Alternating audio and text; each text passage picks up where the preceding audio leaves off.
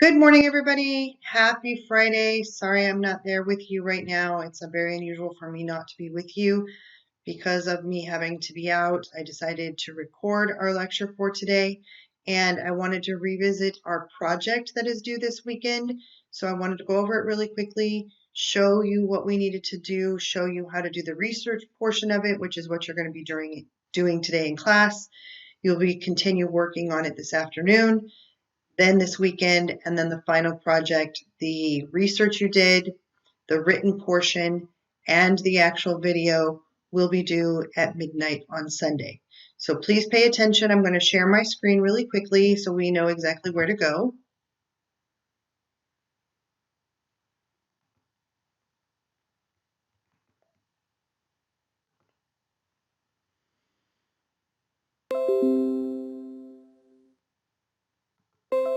So again, we are going into week 14. You have your assignments for the week and your immigration journal, and the information has been there for you all week.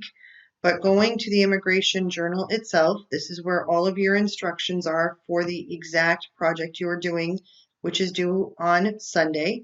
Again, I've already shown this to you on Monday, but I wanted to revisit it. You will take on the role of a person that lived back during the Industrial Revolution in America, and you will record your experience in your journal. Remember that this is occurring during the mid to late 1800s in a period we are learning about called immigrants and urbanization, where people suffered because of being newly immigrated to the United States and working in factories under poor working conditions, and in cities which sprang up as a result of the need for housing haphazardly. Your job is to write about your experience living during this horrible time. You cannot make up information. It must be historically accurate for the time period, which means you must do your own outside research. Your outside research must just focus on the experience of the person that you chose. So Google search an ordinary person living during this time period, urbanization during this time period, immigration during this time period. Your journal must include things that you hear, you see, you smell, you feel. Think of the five senses. It must be in your own words. Do not copy and paste information that you find from the internet as your journal entry. You can take on the role of one of the following people. So 1, Chinese immigrant coming typically from Angel Island. 2, Irish immigrant working on the railroad. 3, a child factory worker. 4, an ordinary business owner. 5, immigration officer or doctor or nurse working at Ellis Island. 6, union worker or steel worker or meatpacking plant worker. 7, Jane Addams or William Tweed.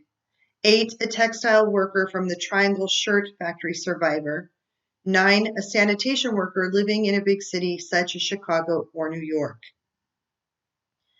So again, remember when you actually are doing your research, you're only going to be doing the research on the person you decide you are going to take on as this role, and you are going to be writing as them. Important, remember that you are taking on the role of one of these people during this era. Your journal entry must be a minimum of 500 words, so use word count. Use legible font, size 12. Your journal also must include the following terms in it. Ellis or Angel Island, which was the immigration centers where people came to the United States. Melting pot, how this deals with assimilation and immigration. The Chinese Exclusion Act, or the Gentleman's Agreement, how these restricted groups of individuals from coming to the United States and why. How did this affect you depending on who you are? Nativism, favoritism to native-born Americans. Urbanization, the growth of cities and regions of the Northeast and Northwest.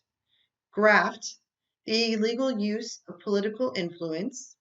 Tenements, multifamily urban dwellings and how this affected one's life, disease, crime, or fire. Political machine, the organization which controlled the political activities in the city. Again, your first step is to figure out who you want to take on as your role and write as them.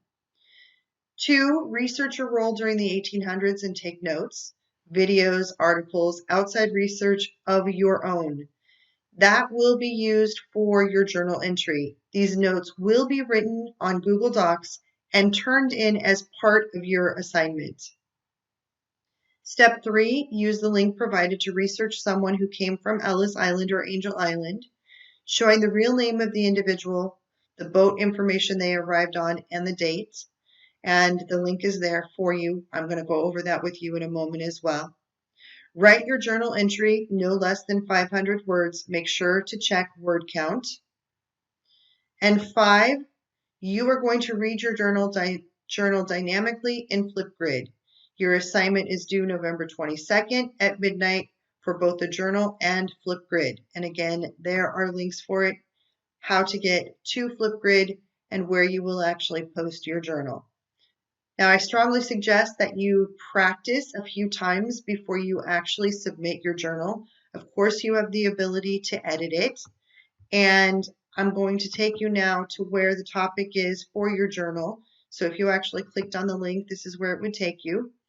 And you are becoming this person. Remember to be dynamic. Practice a few times so you do not have to edit over and over again, but you can delete and re-record your entry. I have allotted 10 minutes for this, so your video does not cut you off during the middle of your presentation, but it should not take you that long to do it. Speak slowly and speak clearly. Do not forget your 5 senses. So in this case, I would be talking about living in these conditions are so harsh. I can see children who are having to go to work early. They're shivering under the cold. I can see and hear children coughing up dust from the coals. I see and can smell a dead horse laying in the street. So make sure you're including your senses. My stomach is aching because of hunger, right? So these are the pangs that you would be using in the words of understanding your senses. So going back, I wanted to take you to one more step to actually get you to your research. But again, it's very difficult when you're trying to record a video, specifically even in it to be saved in YouTube. And so it cuts off every so many minutes. So I need to make sure that it's not too long to actually get you started. So I'm going to stop here and then start the next recording.